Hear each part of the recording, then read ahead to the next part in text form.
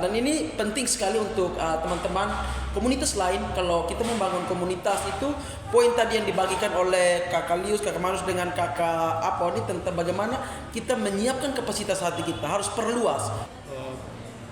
Kejujuran dan kerendahan hati merupakan awal dari satu keberhasilan, apapun itu. Jadi teman-teman, ada beberapa teman yang memang betul-betul dulu mulai dari nol. Seperti jujur saya bersama Apalagi itu tidak harus mereka mendengarkan kita, tapi kita juga harus mendengarkan mereka juga, supaya itu jadi salah satu pembelajaran buat kita. Nanti besoknya nanti kita aja seperti ini, supaya jangan terulang-ulang kembali. jadi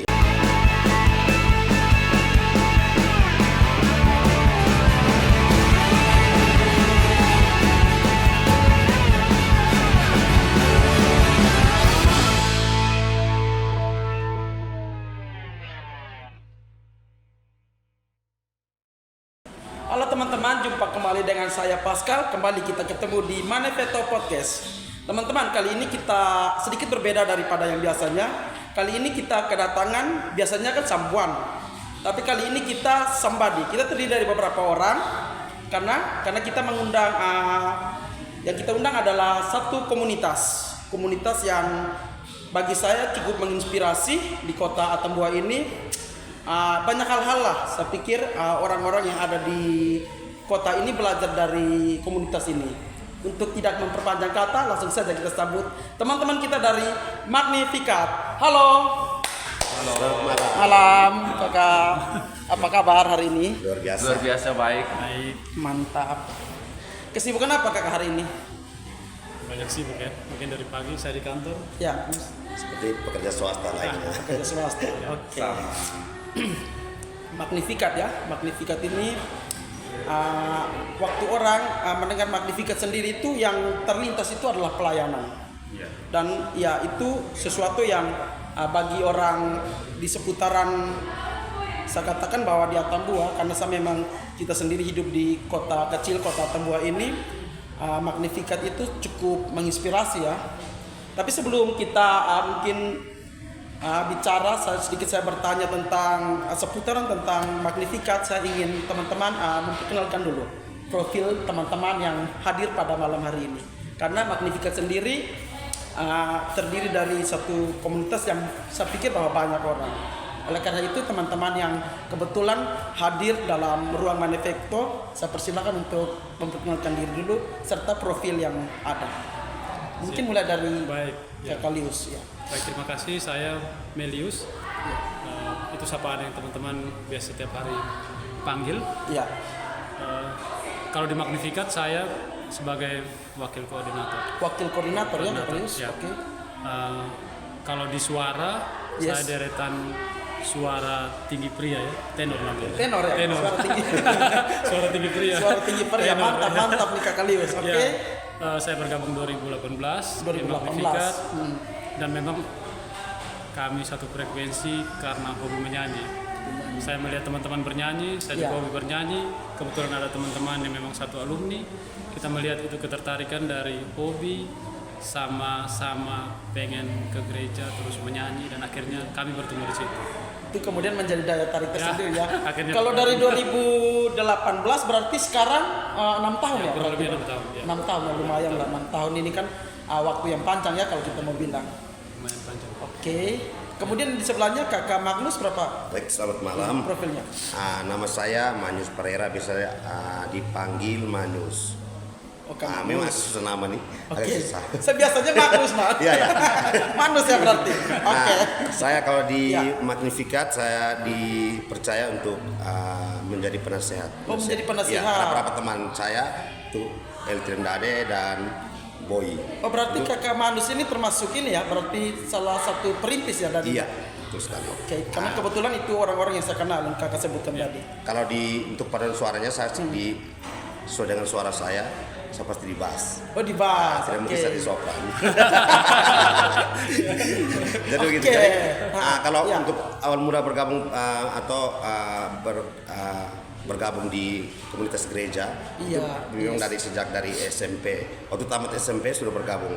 di namanya masih waktu itu masih Mudika. Oh, masih Mudika. Terus berganti nama, bermetamorfosis menjadi Mudika OMK, Orang Muda Katolik. Iya. Nah, terus itu kami kebetulan karena mungkin usia juga, Iya. kami membubarkan diri dari OMK. Yes. Nah, jadi dapat kami bubar setelah itu kami tidak buat apa-apa. Iya.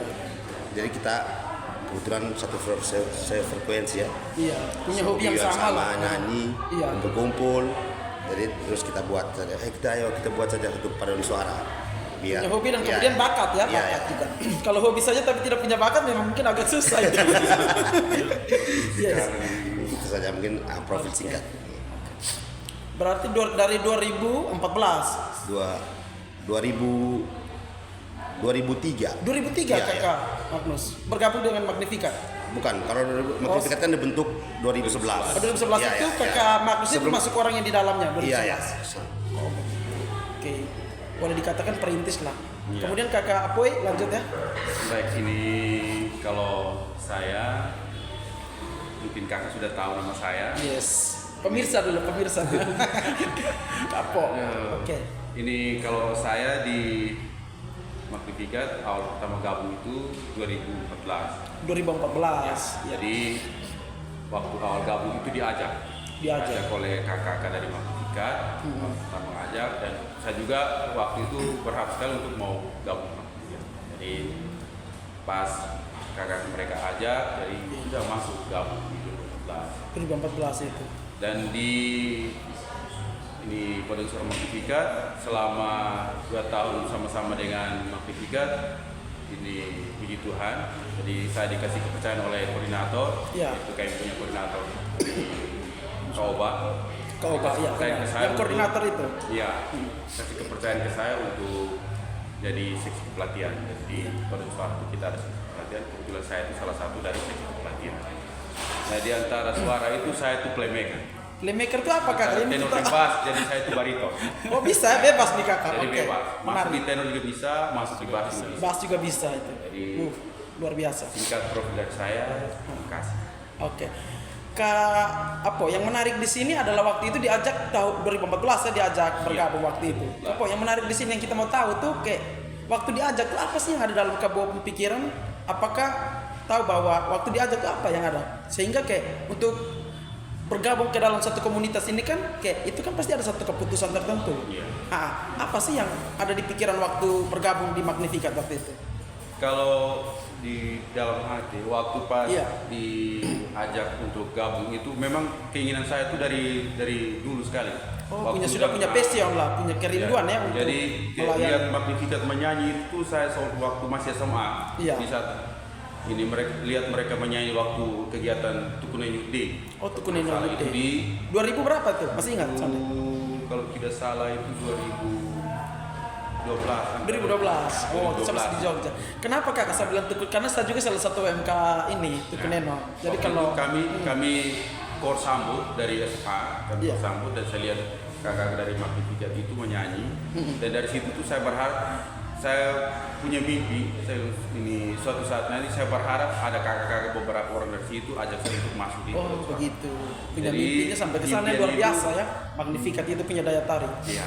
Terus Dari situ habis tamat sekolah, Iya. ini ada kakak beberapa orang, jadi itu di situ ada kakak Atinu, kakak Ata, Iya. jadi itu mereka ajak saya untuk ayo gabung dengan kami ini kelompok Paduan Suara Magnificat. Dari situ saya bilang bisa saya sangat mau sekali itu kalau mau gabung di Paduan Suara begitu ya Magnificat. ceritanya. Jadi setelah gabung ini gabung di Paduan Suara Magnificat, kita dipersilakan untuk perkenalkan nama. Oh, begitu. Terus ini suara di mana? Yes. Jadi waktu itu saya Iya. di suara tenor. Tenor waktu itu. Jadi awal pertama masuk di Magnificat itu saya di tenor. Oh iya. Jadi ini waktu semakin berjalan, semakin kesini mungkin karena suara semakin berat, akhirnya di offer lah ke Dia pakai pas. Terjadi transformasi nih terus. Tapi kalau seandainya tenor lagi butuh, Oh masih bisa geser lah juga. saya. Wih, luar biasa. Pelatih Oke. soalnya. Akhirnya ikut terus-terus. Iya. Berarti kesan apa sih waktu pertama kali kan punya kerinduan nih kan waktu pertama kali ikut bergabung itu kan kayak kadang-kadang begini Kapo, kadang-kadang sesuatu yang kita lihat dari luar itu tidak seperti sebenarnya yang terjadi di dalam. Iya. Nah kemudian bahwa kayak Kapo ini akhirnya bertahan bahkan sampai dengan detik ini. Apa yang menarik Kapo? Yang menarik buat saya Kesan pertama dulu lah kalau kesannya itu kesan pertama waktu ikut ini. Ini kalau gabung di Magnificat itu Iya. sangat ini membuat kita itu seperti dulu tuh saya iya. saya tuh mau dibilang tuh anak rumahan. Anak rumahan, oke. Jadi setelah gabung dengan komunitas, Yes. kayak komunitas Magnificat itu, Iya. saya merasa seperti kita punya banyak teman. Oh punya relationship lah, punya hubungan ya. Punya Oke. banyak teman, punya banyak kenalan. Jadi kesannya itu kayak seperti Magnificat itu ibaratnya itu kayak seperti rumah. Oh seperti rumah, menarik nih. Rumah kedua setelah rumah pertama, rumah di rumah. Jadi Yes. rumah kedua itu kesan saya itu Magnificat itu seperti rumah kedua. Yes. Dan kalau orang bicara tentang rumah kedua ini adalah tempat di mana kau bertumbuh, tempat di mana kau bisa berbagi. Iya. Luar biasa ya. Akhirnya Magnificat sendiri menjadi jawaban ya bagi setiap anggota ya. Dan itu terbukti lah, bisa katakan terbukti bahwa kayak kita bisa bertahan karena itu tempat itu kayak kita nyaman di situ. Iya. Dan luar biasa. Oke Kapo. Terus sampai sejauh ini apa sih yang paling Kapo belajar dari komunitas Magnificat ini? Nah, itu dia. Jadi awal pertama gabung itu kakak saya waktu awal pertama gabung itu saya hanya modalnya itu tangkap suara. Tangkap suara. Jadi seperti kalau Iya. suara tenor itu seperti apa, jadi saya Iya. mengikuti. Tapi 1 tahun selama bergabung dengan Magnificat, Iya. itu saya mulai belajar not. Oh begitu. Jadi belajar suara, part-part suara. Iya, Kak. Kalau pertama saya mau belajar itu dari sopran, dari tenor, habis itu ke sopran. Karena sopran itu kan di satu lagu kayak lagu gereja atau apa saja itu sopran itu dia kan sebagai pionir pertama. Tenor, alto, dan bass itu kan hanya kasih bunyi. Jadi dari situ tuh saya belajar pertama dari sopran, dari tenor, habis itu naik ke sopran. Oh, gitu. Nah semakin ke sana, pokoknya 1 tahun masuk ke 2 tahun itu tuh rasa-rasa di 4 suara sudah bisa kuasai. Oh begitu. Jadi masuk gabung dengan Magnificat itu yang saya tidak tahu tuh saya bisa tahu semua. Dari Luar biasa not, sekali. habis itu bisa kasih latih orang. Oh begitu. Jadi pelatih juga Kak? Iya. Oh. Begitu kan seperti itu. Bisa kasih latih di dulu itu di kampanye lingkungan itu ini Iya. kakak Markus ini yang kasih. Uh-huh. Kebetulan karena kakak Markus ini salah satu lingkungan dengan kami, dengan saya. Iya. Jadi sekarang kakak Markus juga ini ada kegiatan di luar, Iya. job juga, pekerjaan harus pulang pergi Uh-huh. ini atau bawa keva. Iya. Jadi mau tidak mau saya ngambil alih di situ. Berarti poinnya di sini Kak satu hal bahwa saya bisa simpulkan bahwa dari situ tuh berarti Kapo tuh bertumbuh loh. Maksud dari mana orang yang diajar kemudian Iya. mengajarkan. Nah ini kan sesuatu hal yang kayak bagi saya tuh kayak ini adalah rumah yang tepat Kapo karena bertumbuh dari situ. Dan satu poin yang saya tangkap ya dari kita punya diskusi tadi itu adalah bicara tentang Magnificat itu bagi Kapo sendiri berbicara tentang rumah ya. Iya. Ini itu luar biasa. Oke. Lumayan lama ya tadi kita dengan Kapo. Oke, coba kita mengenal Magnificat tapi dari sisi Kak Khalil sebagai apa tadi? Saya sebagai wakil Wakil ya. koordinator. Wakil koordinator itu berarti kan cukup mengerti ya secara konsep atau garis besarnya tentang Magnificat. Dia komposisinya seperti apa Kak di Magnificat ini? Magnificat kalau kita bicara dari secara harfiah, Iya. kita lihat dari simbol bahasanya. Iya. Magnificat dan simbol Magnificat ini yang awal mula aku saya tertarik. Kalau kita bicara tentang Magnificat, kita lihat dari bahasa Latin atau bahasa ibunya, Iya. artinya jiwaku memuliakan Tuhan. Wow, Nah, luar seperti biasa. itu. Jadi awal saya cari tahu dia punya maknanya, Oke. ternyata dia jiwaku memuliakan Tuhan. Jadi Yes. pada saat kita bernyanyi, itu konteks kita tuh bukan hanya sekedar bahwa kita mau tampil, tapi di situ Iya. lomba menyanyi yang sebenarnya karena kita tidak dinilai oleh juri, Yes. tapi Tuhan langsung menilai kita. Nah, bagaimana kita puji Tuhan tuh, Iya. jangan pikir bahwa hari ini lomba, itu lebih dari sebuah lomba. Jadi kadang-kadang kalau teman-teman Iya. berpikir bahwa kita di Magnificat kita sering ikut lomba, memang kita juara, kita punya prestasi, tapi Iya. juara yang sebenarnya adalah pada saat kita menyanyi di gereja, kita memuji Tuhan dan kita langsung dinilai oleh Pencipta. Itu makna mendasar. Jadi awal konsepnya seperti itu, sehingga saya berpikir masuk ke dalam suatu organisasi itu belajarnya banyak hal. Kalau Kak Poi tadi sebagai keluarga kedua, saya dalam konteks suatu organisasi saya pelajari itu sebagai media di mana saya bertumbuh untuk kemudian saya berkembang. Dan puji Tuhan bahwa pada saat saya belajar di organisasi ini, saya dipercaya menjadi pemimpin. Dari situ saya tahu bahwa ternyata mengurus suatu organisasi, pada saat karakter kita dibentuk di organisasi, pada saat kita menjadi pemimpin itu terbawa di mana sikap sabar itu ada, sikap mau mengalah itu ada. Pada saat ada konflik bagaimana cepat mengambil keputusan. Tidak fokus kepada masalah tapi fokus kepada solusi. Jadi bagian-bagian yang akhirnya buat kita bertumbuh dari sebuah organisasi kecil, dan saat ini saya menjadi pemimpin.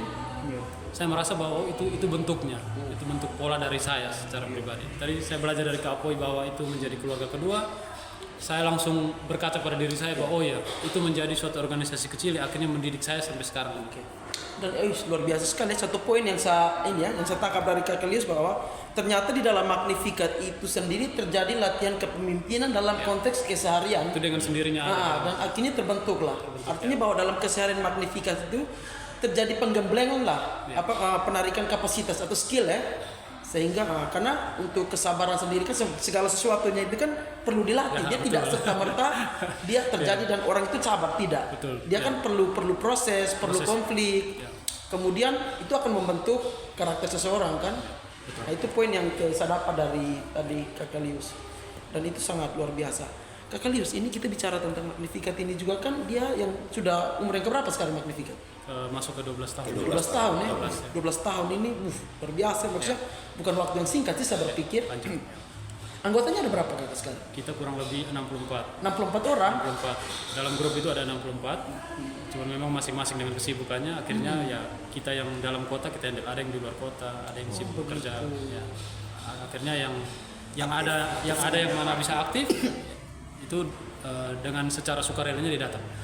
Ini menarik karena begini. Kadang-kadang kan orang merasa bahwa ini suatu kewajiban ya. Kalau orang bilang, "Wih cepat, itu harus begini dan harus begitu." Kalau Magnificat itu dia agak sedikit berbeda, Kakak. Jadi dalam konteks bahwa kita menyanyi, itu menariknya adalah bahwa teman-teman itu tidak dibayar. Itu pertama. Padahal yang pertama menyita waktu, menyita tenaga, terutama banyak berkorban untuk hal-hal yang sebenarnya dia penting untuk pekerjaan atau profesinya, tapi dia harus menyanyi di Magnificat. Harus bisa prioritas. Jadi menariknya adalah bahwa dia menarik teman-teman walaupun dengan kesibukan apapun, dia masih bisa menyanyi. Artinya bahwa kita melihat jiwa teman-teman tuh terbentuk bukan karena motivasi uang, bukan motivasi karena mau hura-hura, bukan motivasi karena dia datang untuk dia bisa dibilang hebat, tidak. Tapi ternyata teman-teman tuh dalam hatinya itu tergerak dengan sendirinya untuk yang tadi, simbol tadi, memuji Tuhan. Sehingga orang berpikir bahwa kenapa dia mau datang, dia tidak dibayar kok, buang waktu begitu banyak. Dia mau keluar kota, membuang waktu, membuang kerja, dia harus menyanyi di luar kota. Dan hanya sekedar bahwa untuk kumpul-kumpul dengan teman. Jadi batasnya tidak hanya sampai di situ. Dari sisi kejiwaan seseorang, pada saat dia mencintai, berarti bahwa dia memberi dari keterbatasan. Kayak contoh, pada saat saya mau datang ke Magnificat, padahal saya tahu bahwa waktu saya sangat mepet, itu tanda bahwa saya cinta dengan Magnificat. Saya punya rasa kasih dengan itu. Jadi kalau orang memberi dari kelebihan itu kan, misalnya saya punya banyak waktu, silakan datang, itu biasa. Tapi kalau dia sesibuk apapun, tapi dia masih mau untuk menyempatkan waktu untuk Magnificat, itu cinta yang sebenarnya menurut saya. Luar biasa sekali. Itu yang saya temukan di teman-teman komunitas. Jadi poinnya begini Kakak, poinnya saya tangkap itu sebenarnya banyak hal yang Kakak bicarakan tadi, itu satu kata yang kemudian muncul itu adalah tentang ketulusan. Sesuatu yang ketulus itu sesuatu yang kau kasih, tapi itu tidak mengharapkan apa-apa. Tapi begini, poin yang kita pelayanan yang dilakukan Magnificat ini dibayar apa gratis? Pelayanan. Dan begini, supaya jangan gagal ini, apakah itu sepadan dengan tenaga, uang atau segala macam transportasi itu sepadan tidak sih? Jadi kalau mau dibilang seperti tadi saya gambarkan di awal, teman-teman tuh sebenarnya dari keterbatasan waktu dia berusaha untuk sesuatu di Magnificat. Jadi mungkin saya sedikit kasih gambaran. Jadi kita di Magnificat itu di dalam suatu organisasi itu kita ada rumah tangganya. Oh begitu. Jadi ada ketua, ada wakil, ada sekretaris, ada bendahara. Nah tentunya pada saat kita melakukan suatu pelayanan itu kita dihargai oleh sang pemilik acara. Tetapi yang menarik di sini adalah bahwa dalam agenda rumah tangganya Magnificat, sebagian besar teman-teman itu dia bekerja hanya untuk memberi. Saya gambarkan sedikit begini, untuk memberi begini. Pada saat ulang tahun Magnificat, itu ada porsi besar dari kami yang kami persembahkan untuk masyarakat. Jadi pada saat kami menyanyi dan kami dihargai dengan bayaran oleh tuan acara, keuangan itu tidak dikonsumsi oleh anak-anak di Magnificat. Oh begitu. Jadi pada saat ulang tahun itu kita punya agenda di mana ada rangkuman dari keuangan yang sudah dilaporkan oleh bendahara dan ada porsi yang disiapkan khusus untuk masyarakat-masyarakat yang pada saat dinas sosial memberikan PKH tapi mereka tidak mendapat bantuan itu. Oh begitu. Kita kan kebetulan di Magnificat itu ada teman-teman yang dari pendamping keluarga harapan dinas sosial. PKH, anak-anak PKH. Nah, sebenarnya keluarga PKH itu kan setiap bulan mereka mendapat bantuan. Tapi menariknya bahwa ada keluarga yang tidak mendapat bantuan, itu yang diambil oleh Magnificat untuk setiap tahunnya mendapat jatah. Seperti itu. Kemudian berarti Magnificat ini selain dia sebuah organisasi pelayanan di gereja dalam bentuk menyanyi, tapi ada juga kegiatan lainnya dalam bentuk praktisi sosial lah, kata saya bisa katakan praktisi sosial. Dan dari versi yang kakak cerita dan motivasinya itu saya melihat bahwa kayak memang benar-benar sama bahwa itu berarti dampaknya itu dirasakan oleh masyarakat ini yang berpenghasilan rendah lah. Ya, kalau kita lihat dampak pribadinya seperti ini. Iya. Kalau saya menyanyi di Magnificat itu sebenarnya saya berderma. Artinya bahwa pada saat saya pelayanan di gereja saya memuji Tuhan, tapi ada porsi dari keuangan yang saya berikan untuk orang tidak mampu. Jadi kalau saya berpikir, kalau saya pribadi, saya pergi menyanyi itu berarti, aduh Tuhan terima kasih saya hari ini ada kesempatan untuk saya bisa memuji Tuhan sekaligus saya berderma. Karena saya tahu bahwa pada saat saya dibayar, ada porsi keuangan yang hasil jerih payah saya itu diberikan kepada orang tidak mampu. Luar biasa. Dan teman-teman pemirsa Manifesto Podcast, ini satu poin yang menarik dari Kakak Lius ini adalah beliau menjelaskan ini. Jadi kalau kita mau berbuat baik atau kita mau membantu orang itu tidak hanya berbicara tentang uang, tetapi apa yang ada dalam dirimu itu bisa kau kasih, bahkan tenaga, pekerjaan atau kekayaan apa, mungkin dalam bentuk nyanyi mungkin. Jadi tidak bicara saja tentang uang. Dan ini luar biasa Kakak Lius. Ada poin lah yang saya pikir bahwa saya secara pribadi dan saya yakin bahwa para pemirsa Manifesto pun pasti belajar dari apa yang sudah Kakak Lius bagikan. Oke.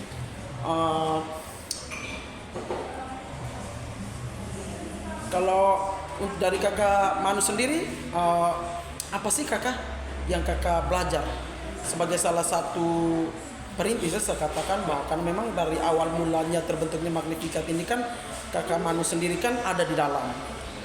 Apa sih Kakak yang Kakak lihat sejauh ini? Dari 2003 ya sejarahnya Kakak tadi cerita dari 2003 Kakak lewati proses. Kakak ini kan orang komunitas. Tapi saya penggal sedikit ya Kakak, karena hari ini kita cerita tentang Magnificat dari 2011 ya tadi ya, Magnificat berdiri sampai sejauh ini. Apa sih yang Kakak lihat? Nah, makanya terbaik sebenarnya saya jelaskan mungkin dari awal saya motivasi awal mungkin masuk ke organisasi gereja ini mungkin hanya sekedar rame-rame karena itu kan memang seperti apa yang tadi ngomong kita pertama awalnya kami memang kebetulan kami satu lingkungan jadi mungkin kita pergaulan kita hanya sebatas itu kita dari anak-anak kolong sebenarnya pergaulan lebih banyak anak-anak kolong jarang bergaul keluar kecuali kita waktu masih sekolah itu. Tapi kalau sudah selesai sekolah kita bingung mau kemana, kita bergaul dengan dalam lingkungan wilayah TNI itu saja orang-orangnya seperti itu. Nah, jadi itu yang tertarikan saya waktu saya ketika gereja kayak ada lihat ada kakak-kakak senior dulu masih mudika itu ada berapa kakak senior saya juga di Kodim dulu sempat ajak dan daripada ini kebetulan mungkin mereka melihat kapasitas saya di lingkungan juga agak sedikit berbeda dengan anak-anak lain sering pimpin doa nah jadi mungkin itu yang mereka tertarik untuk sudah dia bergabung ke gereja saya ke Mudika. Ada kualitas yang orang melihat bahwa potensinya ada ya akhirnya ditarik lah itu mungkin dilihat dari mungkin saya dari SD sudah ke SD terus mulai ke SMP itu yang akhirnya kakak-kakak senior juga ayo kita ke gereja sama-sama ke gereja. Awalnya cuma ya sekedar rame-rame, terus hura-hura mau kemana-mana hura ke kunjungan ke paroki sini kita rame-rame ikut. Nah kebetulan dulu ada band juga, band Immaculata dulu sih zaman tahun 2000-an itu masih melejit sebelum band-band ada sekarang. Jadi itu dulu band-band yang sangat tenar di Kota Tambua, itu turun kemana-mana punya paroki katedral. Nah setelah itu berkenalan dengan teman-teman yang lain, jadi ada teman-teman yang memang luar biasa. Selain hanya kita kumpul-kumpul hura-hura, kita menyalakan kita hobi, lama-kelamaan kita jadi kangen tuh. Ya, jadi kangen. Jadi kalau satu hari tidak ke gereja saja kayak ada sesuatu yang hilang. Kan dulu waktu itu zaman gereja belum ada handphone. Bagaimana kita bisa berkumpul? Ternyata memang mau tidak mau suka tidak suka kita tempat berkumpul kita hanya di gereja. Itu hanya di gereja. Jadi, tiap generasi kan dia punya gaya pergaulan yang beda-beda. Iya. Jadi memang kita tidak punya handphone, mau kontak teman-teman di mana. Jadi memang setiap hari kayak jam 6, setelah jam sore maghrib itu semua langsung ke gereja otomatis. Jadi kita otomatis itu duduk itu nongkrong sampai kalau ada kegiatan lama-lama kita nongkrong. Itu yang membuat akhirnya sesuatu hal yang kekeluargaan besar itu.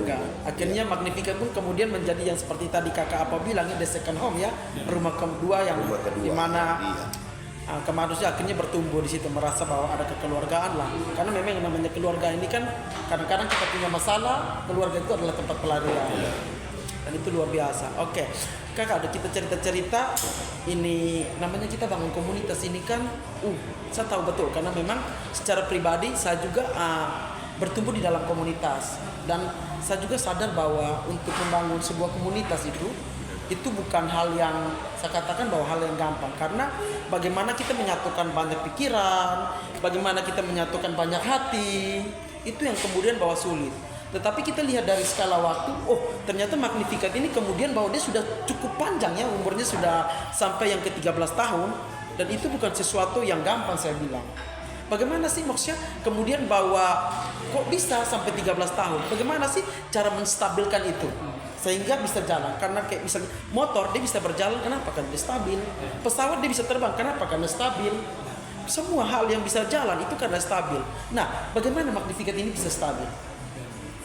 Mungkin saya duluan Iya, kakak ini sebagai pak ketua. Saya mewakili koordinator. Wakil, siap. Sambil minum ya kakak. Siap. Oke. Baik, jadi sebenarnya menarik sekali. Pertanyaan yang sangat menarik karena biasanya orang lebih tertarik dengan prosesnya, cerita proses daripada orang lebih tertarik pada hasil daripada mengetahui proses itu. Tapi hari ini menarik sekali bahwa ada pertanyaan terkait proses itu, dan ini memang anggap saya seolah-olah seperti satu unek-unek yang memang kami harus cerita, dan ini hal yang memang sudah siap kami utarakan, tapi memang media hari ini sangat menarik untuk kita bisa saling sharing. Yang pertama adalah bahwa dalam satu komunitas seperti yang tadi kakak sampaikan bahwa pasti ada konflik, pasti ada masalah. Dan kalau kita berkaca dari persoalan-persoalan yang sudah Magnificat alami selama kurang lebih 12 tahun ini, memang kami secara pribadi kadang-kadang kita ke poin utamanya ya. Kadang-kadang kita cerita dengan adik-adik yang baru, mereka datang, Kak, ini di grup ada bahasa seperti ini, kenapa kakak tidak tersinggung, kenapa kakak tidak respon, marah, seperti tidak memberikan balasan seperti itu. Jadi saya dalam berorganisasi itu saya kadang-kadang adik-adik yang tanya seperti itu saya langsung respon. Kalau mau masuk organisasi, pertama telinga harus tebal, hati harus luas. Kalau ada bahasa yang menurut kamu membuat kamu tersinggung, buat hatimu seluas sungai besar, supaya pada saat orang menaruh garam 1 gelas dalam sungai yang begitu luas, kamu tidak akan rasa asin. Jadi pada saat kita masuk satu organisasi itu kita harus sudah siap dengan segala konsekuensi. Biasanya orang ada istilah kasarnya, orang menaruh menyediakan media. Contoh, dia siapkan media tuh 1 gelas kecil untuk garam 1 sendok, pasti asin. Itu ibaratnya seperti itu. Tapi kalau dia punya hati yang luas, contoh seluas kurang lebih 1 kolam atau 1 danau, coba bawa garam 1 karung pun dia tidak akan asin. Apalagi itu di sungai yang mengalir, air yang mengalir. Itu otomatis. Jadi pelajaran-pelajaran yang membuat teman-teman itu bertahan yang saya lihat sejauh ini adalah bahwa pada saat ada masalah, teman-teman lebih fokus pada solusi. Jadi kalau sudah ada masalah ya sudah, itu apalagi itu masalah pribadi. Sedapat mungkin persoalan-persoalan yang berat kita bahas bersama pengurus, terlebih biasa kita undang penasihat. Biasa penasihat-penasihat Kak Boy, Kak Magnus, KL itu selalu kita hadirkan untuk memberikan pengertian. Dalam pertengkaran apapun, kalau penasihat sudah ada berarti mereka masuk dengan suara yang maksudnya itu menyejukkan hati. Ada caranya masing-masing. Ada caranya. Jadi saya tidak tahu ya, mungkin memang pada dasarnya mereka itu sudah ditakdirkan untuk jadi penasihat di Magnificat. Jadi begitu ada masalah, begitu Kak Magnus duduk dengan bahasanya ya sudah, KL masuk dengan bahasa yang lembut. Oke, kita seperti ini, biarkan berlalu, let it flow kayak gitu. Akhirnya teman-teman tuh merasa bahwa oh ya, kita ini ada kakak yang berusaha untuk mengayomi. Ada poin kedua yang tadi menarik, seperti kakak ibaratkan suatu kendaraan ya. Kadang jalan jauh tuh butuh isi bensin supaya dia stabil. Atau kadang-kadang sebulan sekali dengan 1000 km harus ganti oli. Menariknya di Magnificat adalah bahwa dalam organisasi ini kita setiap tahun pada saat misalnya mau ulang tahun itu ada kegiatan seperti kalau dulu bahasa kasar ada retret ya. Jadi kita tuh ada kegiatan keluar, kunjungan ke paroki-paroki yang mana kita tuh seperti terisolir di situ. Waktu itu saya ingat kita ke Atapupo ya, waktu sebelum kita memberikan bantuan pada masyarakat di Atapupo, masyarakat miskin, di ulang tahun kita Magnificat yang ke-10 atau 10 ya. Jadi waktu itu kita di Atapupo itu kita di satu tempat, satu aula, dan di situ tidak ada yang namanya kasur, tidak ada. Hanya ada tikar, kita semua di situ. Perempuan, laki-laki, kita semua seperti kakak dan adik. Kita istirahat di situ, suka dan duka, makan tidak makan kita sama-sama. Jadi ada satu momen di mana teman-teman itu disendirikan, diasingkan. Menjelang ulang tahun biasanya. Biasanya kita 11 November ya. 11 bulan 11 itu kita sudah tiap tahun kakak. Setiap tahun ya. Jadi menjadi tradisi ya. Itu sudah di tradisi. Jadi itu kita itu ada seperti recharge lagi. Kita ke satu tempat atau satu paroki di mana kita berkumpul untuk kita menyanyi, kita berdoa dan kita minta berkat dari Romo. Tapi sebelum itu kita memberikan derma dan sumbangan. Nanti akhirnya seperti itu. Tapi sebelum itu tentunya teman-teman tuh recharge-nya seperti itu. Jadi pada saat setelah ulang tahun tuh pasti rasa baru lagi. Itu otomatis. Jadi menurut saya itu bagian poin 2 penting yang membuat kita terus bertahan. Nah, tadi kakak sempat singgung sedikit recharge ya. Kalau recharge ini saya jadi ingat HP kakak. Kenapa? Karena ya itu seperti HP itu kan kita harus charge tuh. Recharge kan mengisi ulang kan poinnya. Tapi yang menarik di sini yang saya mau tanyakan itu sih, apa sih kakak poin daripada doa atau apa sih? Kemudian bahwa kalau misalnya begini ya, kalau HP kalau kita cas kan arus yang masuk kan? Arus masuk ya. Orang tahu arus itu menghasilkan energi nih. Tapi kalau di dalam perkumpulan menyanyi kemudian ada kekuatan, apa yang menyebabkan kemudian bahwa ada kekuatan itu? Atau merasa ada semangat lagi? Apa sih? Hal menarik di situ adalah rohnya Magnificat itu. Jadi kadang-kadang kita tadi saya sedikit gambarkan tentang kata Magnificat itu, jiwaku memuliakan Tuhan. Di dalam Magnificat tuh kalau kita menyanyi kan orang-orang kita berdoa 2 kali.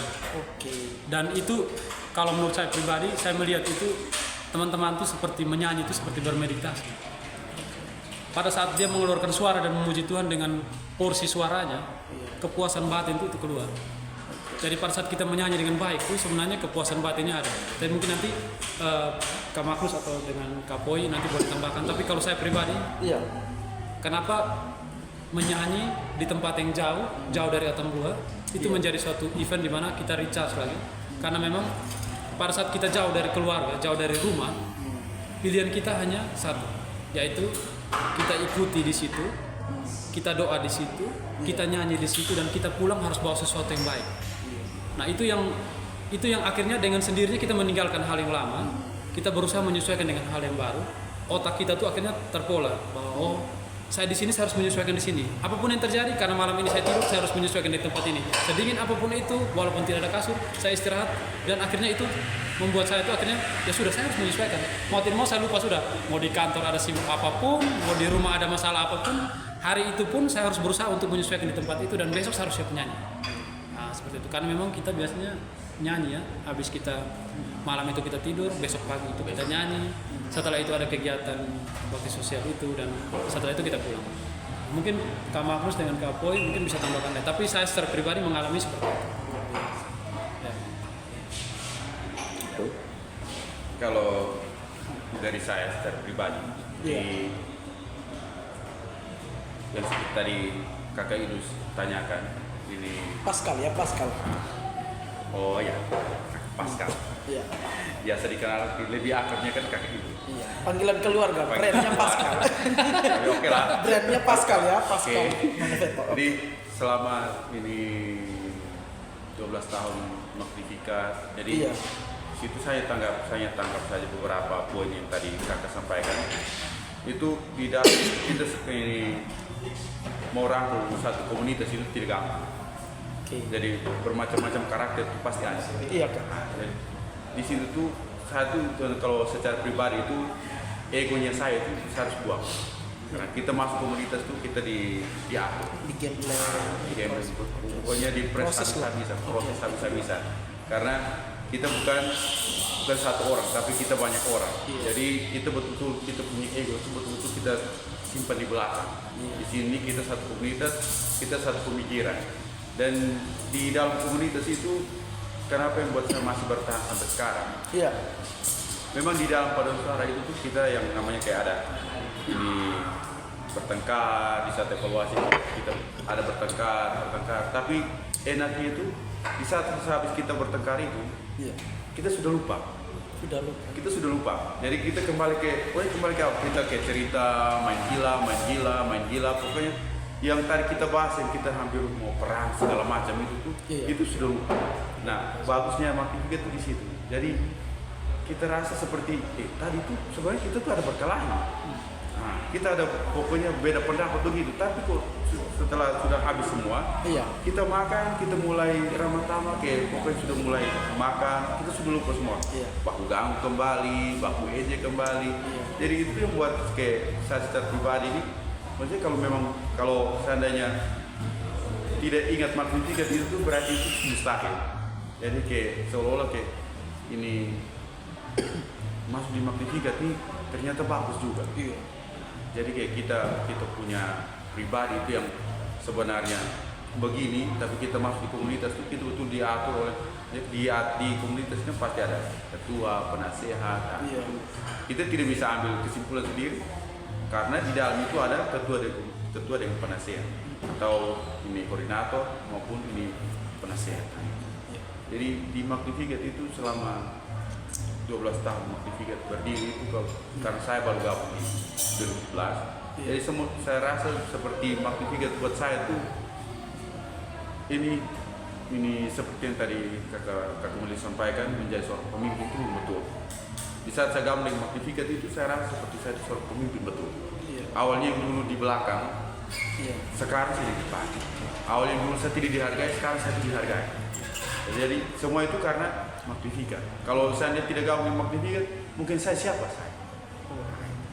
Jadi itu yang membuat saya kayak merasa biar kita di dalam satu komunitas itu berkait, tapi kita jangan baku lepas. Kita harus tetap satu. Dan itu luar biasa ya, maksudnya Magnificat ini sendiri selain dia menjadi berkat ya, bukan tidak hanya saja untuk gereja ya, tapi saya berpikir bahwa bagi kota ini ya, selain dia menginspirasi, tapi kemudian juga bahwa dia itu Magnificat sendiri dia menjadi rumah, kemudian juga menyediakan lingkungan bagi teman-teman yang kemudian bertumbuh di dalam Magnificat itu sendiri. Kakak, namanya kita bangun komunitas ini kan ya pergesekan yang real itu kan pasti terjadi saja sih. Misalnya begini, kenapa sih akhirnya satu mengundang anak-anak Magnificat ini komunitas yang pertama hadir di dalam ruang Manifesto.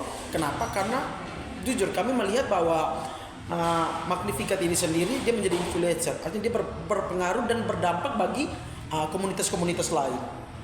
Nah, poin tadi juga kakak Apo sempat berbagi ya, bagaimana kakak Lius juga tentang bagaimana yang paling penting untuk kita, dan ini penting sekali untuk teman-teman komunitas lain. Kalau kita membangun komunitas itu, poin tadi yang dibagikan oleh kakak Lius, kakak Manus dengan kakak Apo ini tentang bagaimana kita menyiapkan kapasitas hati kita, harus perluas, buang rasa ego. Itu yang tadi kak Apo sudah sempat bagikan. Nah, kakak, adakah tips-tips lain untuk teman-teman yang Magnificat ini kan sudah menjadi inspirasi ya, artinya bahwa ada komunitas-komunitas banyak di luar sana yang kemudian bahwa mereka melihat Magnificat ini menjadi figur atau contoh sebuah komunitas yang saya katakan bahwa yang berhasil lah dalam skala waktu tertentu dan masih sehat sampai dengan detik ini. Apa sih yang tips yang bisa kakak bagikan kepada teman-teman yang sekarang sedang dalam proses membangun komunitas? Oke. Baik, terima kasih. Jadi yang jelas bahwa pada saat teman-teman mau membangun satu komunitas atau satu organisasi, teman-teman harus punya visi yang semua anggota di dalamnya terlibat aktif dan berniat untuk mempersembahkan tujuan dari visi itu sendiri. Jadi kalau kita lihat bahwa dalam satu komunitas saya pengen A, Kak Magnus pengen B, Kak Poy pengen C, tentunya itu tidak akan sejalan dan akan bubar. Tapi dalam satu komunitas yang tentunya adalah bahwa kita sudah tahu nih, kita mau Magnificat kita tidak dibayar. Tapi yang jelas adalah bahwa apa yang kita persembahkan dalam satu organisasi itu akan kita kasih dalam bentuk sumbangan atau derma untuk orang lain. Dan yang jelas bahwa pada saat contoh ya kita Magnificat, pada saat kita menyanyi kita ada porsi uang yang kita siapkan untuk orang lain. Nah, tips saya adalah begini. Dari poin itu yang mau saya tegaskan adalah kalau bisa ada momen di mana suatu organisasi itu berkumpul bersama, bukan hanya untuk hura-hura tapi untuk berdoa. Poin pentingnya adalah bahwa di Magnificat itu luar biasanya karena pada saat kita menyanyi itu kita ada doanya juga. Jadi pada saat nyanyi itu dalam bentuk suatu ibadah. Jadi teman-teman tuh mungkin sudah tahu bahwa dalam ibadah Katolik itu ada yang namanya pembukaan, ibadah tobat. Jadi di situ kita mulai jadi prosesnya kan. Jadi pada saat kita menyanyi itu kita sudah ikuti proses itu. Poinnya adalah bahwa pada saat kita membuat suatu komunitas, yang jelas adalah bahwa ada saat di mana kita berkumpul untuk berdoa dan kita mempersembahkan tujuan kita. Dan pada saat kita berdoa, kita harus lakukan tujuan itu. Apa yang kita doakan itu harus betul-betul kita laksanakan. Jadi pada saat kita berdoa berniat mempersembahkan derma untuk orang lain, itu harus kita realisasikan. Supaya itu tidak menjadi momok bahwa oh ini dia pengurus kok, urusan ini dia sendiri gitu. Tapi secara keterbukaan dari organisasi itu mempersembahkan bahwa ini uang kita sekian, yang mau kita kasih itu ini, kita akan jalan pada tanggal ini. Acara yang kita lakukan pada tanggal sekian-sekian. Agendanya jelas, yang penting bahwa itu keterbukaan sudah ada, agendanya jelas, akhirnya dengan sendirinya tujuan akan tercapai. Ya, itu untuk teman-teman yang buat organisasi. Saya rasa itu 2 poin itu. 2 poin penting. Luar biasa. Oke, Kakak Manus ya. Kakak Manus ini apa? Tadi Kakak Lius ini sudah bagi tips ya. Kalau Kakak Manus sendiri saat mau tanya tentang biasa nih kan kadang-kadang kita bangun komunitas Kakak. Kadang-kadang kalau misalnya orang sudah merasa berkorban ya, dia sudah kasih ini kan ya naluri manusia ya, normalnya manusia itu kan dia akan hitung-hitungan, itu normal sekali. Nah sejauh ini bukan sejauh ini ya, tapi mungkin lebih ke tips. Kalau misalnya kita tuh ketemu dengan teman-teman yang kemudian bahwa karena dia sudah berkorban, dia sudah kan orang yang melukai kita punya hati itu adalah orang-orang yang dekat. Orang yang tinggal di dalam kita punya hati, orang-orang itu akan melukai hati kita punya hati kan. Jadi kalau kita sudah memberikan itu di dalam komunitas, ya kan, kita sudah memberikan ini kan, otomatis kan nanti ada pergesekan seperti itu kemudian bahwa melukai hati. Nah, kan ini pasti terjadi nih di komunitas yang normal. Saya yakin bahwa ini terjadi. Oke, tips dari Kakak Manus itu apa? Mungkin sebelum itu satu hal yang luar biasa di komunitas Magnificat ini adalah perkumpulan teman-teman orang-orang yang luar biasa serasa. Karena sampai 12 tahun kami berjalan bersama, memang kita tidak bisa pungkiri pasti ada sesuatu, ada masalah. Itu normal normal. Tapi bagaimana kita menyelesaikan itu yang harus kita fokus ke solusi tadi dikatakan ya. Kita fokus ke solusi, bukan cari membuat satu masalah menjadi pembenaran, bukan cari pembenaran diri berarti. Jadi rasa kekeluargaan dari kami masing-masing itu akhirnya seiring berjalannya waktu terus bertumbuh. Jadi kita seperti bukan sebagai teman saja, bukan sebagai seorang sahabat, tapi sebagai satu keluarga. Jadi apapun yang terjadi dalam ini Magnificat, ada suka ada duka, itu kita sama-sama datang, kita sama-sama rangkul teman kita yang punya masalah, kita kasih solusi. Kapasitas hati yang diperluas. Betul sekali. Jadi memang jadi buat teman-teman kalau saya mau gabung ke ke Magnificat misalkan, organisasi kami atau komunitas-komunitas lain lah yang ibaratnya kurang lebih seperti Magnificat lah yang muncul. Betul. Kalau mungkin dengan nama lain lah. Mau membuat bergabung ke suatu komunitas berarti butuh hati yang kuat, hati yang luas, hati yang rela berkorban. Karena semua yang kita berikan ini cuma-cuma. Jadi berpikirlah secara positif, Tuhan kasih kita secara cuma-cuma, kita kasih ke komunitas kita juga secara cuma-cuma. Jadi selalu berpikir positif itu pasti kita akan berjalan dengan walaupun ada rintangan, tetap kita akan bisa lewati. Oke, luar biasa sekali. Oke, kita lanjut ya, kita ke ini ya, kita bincang-bincang ke Kak Apo.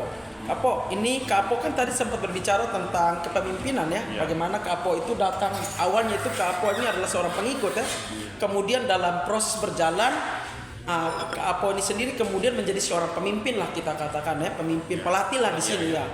Yang saya mau tanyakan itu adalah poin tentang bagaimana sih penggemblengan atau penarikan kapasitas dari setiap anggota, karena kayak ada proses kan untuk menjadi dari anggota menjadi pemimpin atau dari orang yang ikut-ikut nyanyi kemudian dia menjadi pelatih. Ini kan itu dia tidak serta-merta datang kemudian besok langsung jadi pelatih kan, tidak mungkin seperti itu. Ada prosesnya nih. Dia punya proses atau tips yang kayak kakak bagikan itu apa sih, sehingga kayak teman-teman yang menyaksikan podcast kali ini mereka bisa belajar lah, ada poin waktu mereka duduk nonton kan ada poin yang mereka bisa belajar. Apa sih tipsnya kakak? Jadi ini tipsnya itu di saat kita gabung di satu komunitas atau paduan suara, itu seperti saya waktu gabung di Magnificat, itu ya seperti proses yang tadi seperti kakak sampaikan, proses dari awal pertama dilatih, terus ini belajar habis itu ini mulai ini hafal per part suara. Itu yang satu yang harus kita tanamkan di sini ini tekun saja. Tekun. Tekun. Terus kita harus fokus ini. Saya itu harus ini harus tahu. Saya harus tahu. Kalau saya mau jadi pemimpin itu saya harus tahu. Jadi kayak ini saya bagikan tips-tipsnya itu. Kalau mau jadi seorang pelatih atau jadi seorang pemimpin itu tekun, terus kita harus tertib. Jadi seperti selama saya gabung itu saya rasa seperti kita gabung jangan asal gabung saja. Kalau bisa itu kita gabung tuh yang kita dapat dari sini ini kalau bisa kita bagikan. Jadi kita bagikan. Jadi saya dapat dari sini, nah saya bagikan ke contoh bagian ke di lingkungan, karena kita gabung di komunitas seperti komunitas besar Magnificat sekarang ini, itu bisa terpilih lingkungan kalau mau ada tanggungan seperti itu. Kalau seandainya Kak Magnus tidak ada, itu mereka langsung tahu, oh ini Kak Apo ini dia bisa, karena dia gabung di Magnificat itu berarti dia tahu semua. Jadi di situ tuh saya pokoknya langsung didorong begitu untuk ini kakak bisa latih kita untuk tahun hari ini. Mungkin karena sudah dapat pelajaran banyak di Magnificat, itu saya mulai dengan percaya diri. Oke, bisa kita latihan.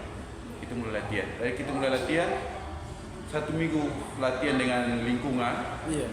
Pas kita tanggung keluar dari situ mereka langsung bilang kalau memang Kak Magnus ini berhalangan, sudah kita ada kampung. Jadi dari situ tips-tipsnya untuk jadi seorang pelatih itu kita harus kuasai materi, kuasai ini teks. 4 suara itu kita harus kuasai. Habis itu dia punya teknik segala macam itu kita harus kuasai semua. Supaya di saat kita bagikan atau kasih latih itu tidak serta-merta. Jadi kayak orang dari luar datang mereka bilang, oh ya betul dia punya teknik seperti ini. Jadi kayak kita bagi teknik di luar itu juga seperti itu. Jadi bisa nanti kayak mereka yang cara latih seperti apa. Waktu itu ini kita nonton di podcast itu ada ini Kak bagi tips tuh coba kita ikuti. Jadi seperti itu. Jadi kayak tips-tips untuk ini kakak komunitas ini yang di bagian pelatih atau pemimpin itu tekun saja, terus egonya itu dibuang ke belakang, karena kita latih orang itu bukan satu orang, tapi kita latih berbagai karakter. Ego yang kakak maksud itu contohnya bagaimana kak? Egois, maksudnya kita punya egois yang tidak mau dengarkan, itu kita tidak bisa dengarkan. Nah itu kita simpan ke belakang, karena kita harus dengarkan. Jangan sampai ada yang begini, ada yang begitu, ada yang mau begitu, kita harus terima masukan. Jadi seorang pelatih itu tidak harus mereka mendengarkan kita, tapi kita juga harus mendengarkan mereka juga, supaya itu jadi salah satu pembelajaran buat kita. Oh, nanti besoknya nanti kita aja seperti ini, supaya jangan terulang-ulang kembali.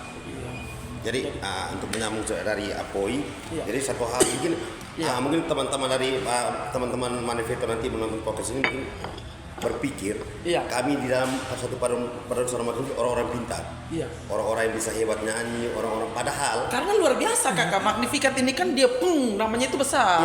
Padahal itu yang ada di benak. Padahal yang terjadi kalau secara kenyataannya kami semuanya belajar otodidak. Oh begitu. Tidak pernah ada yang sekolah musik. Oh begitu ya? Kita tidak. Tapi goyangannya Magnificat ini kakak, itu goyangannya itu satu Timor. Iya. Serius. Bahkan kan diundang sampai pelayanan ke Kupang kan? Itu kan sudah Malaka ya pasti. Iya, Malaka. Mana lagi ujung kita kan? Keva. Soe pasti. Soem belum kita langgar. Ya tapi kan lama dari utara ke selatan, timur ke tenggara rata. Oke lanjut. Nah jadi memang satu hal yang luar biasa dari teman-teman itu mau belajar saja dari ini. Dari teman-teman ada beberapa teman yang memang betul-betul dulu mulai dari nol. Seperti jujur saya bersama Boy, Apoi itu memang kami dulu tidak Boy yang ini tidak ada sekolah khusus biar kami belajar itu. Jadi kami hanya senang lihat karena suka. Dengan sendirinya kalau suka, kalau mencintai sesuatu kan seperti kita bekerja. Kalau kita mencintai pekerjaan itu pasti dengan sendirinya kita akan masuk ke dalam. Nanti saya mau undang loh Kak Bot. Yang Breok itu dia itu orang musik juga. Dia sekolah musik. Iya. Tidak dia. Otodidak juga dia. Luar biasa ya berarti. Oke. Itu yang luar biasa dari ini teman-teman. Jadi semuanya belajar dari nol. Akhirnya jadi kita sering belajar. Jadi tidak pelatih mendengar juga yang dilatih juga mendengar pelatih. Jadi kapasitas hati, maksudnya hati itu harus inilah. Satu poin yang saya belajar itu adalah bagaimana ibarat gelas, saya mengibaratkan itu seperti gelas bahwa lu mau isi air berarti itu gelas harus kosong. Atau katakan seandainya ada air pun airnya itu harus dipindahkan dulu supaya ilmu baru bisa masuk kan filosofinya seperti itu. Luar biasa. Oke, mungkin sebentar lagi mungkin kita mau tutup, tapi sebelumnya itu ada satu hal juga sih sebenarnya. Kakak kalau Magnificat ini kan besar toh.